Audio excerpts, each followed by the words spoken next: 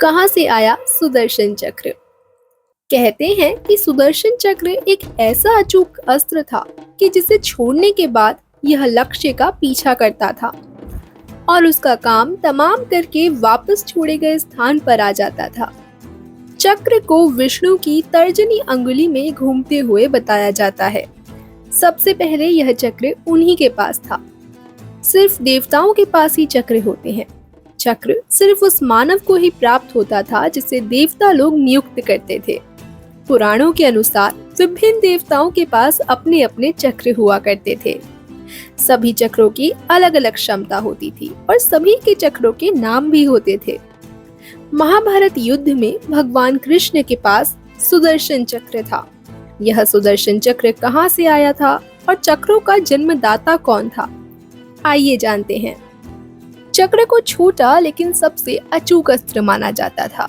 शंकर जी के चक्र का नाम भवरेंदु, विष्णु जी के चक्र का नाम कांता चक्र और देवी का चक्र मृत्यु मंजरी के नाम से जाना जाता है।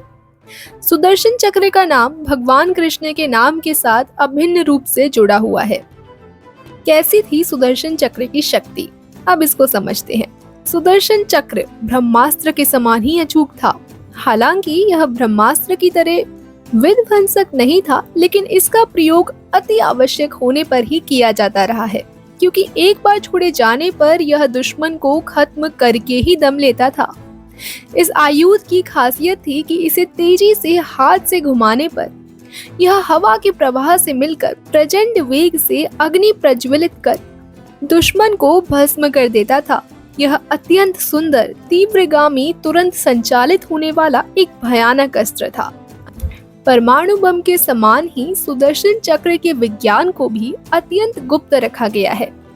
गोपनीयता इसलिए रखी गई होगी कि इस अमोघ अस्त्र की जानकारी देवताओं को छोड़ दूसरों को न लग जाए, अन्यथा अयोग्य और गैर जिम्मेदार लोगों द्वारा इसका दुरुपयोग हो सकता था। कैसा था सुदर्शन चक्र बनावट और रंग रूप में? यह चांदी की शलाकाओं से निर्मित था। इसकी ऊपरी और निचली सतहों पर लोह शूल लगे हुए थे। इसके साथ ही इसमें अत्यंत विषैले किस्म के विष थे, जिसे द्विमुखी पैनी छुरियों में रखा जाता था। इन पैनी छुरियों का भी उपयोग किया जाता था। इसके नाम से ही विपक्षी सेना में मौत का भय छा जाता था। किसने बनाया था यह सुदर्शन चक्र? यह खुद जितना रहस्यमय है, उतना ही इसका निर्माण और संचालन भी।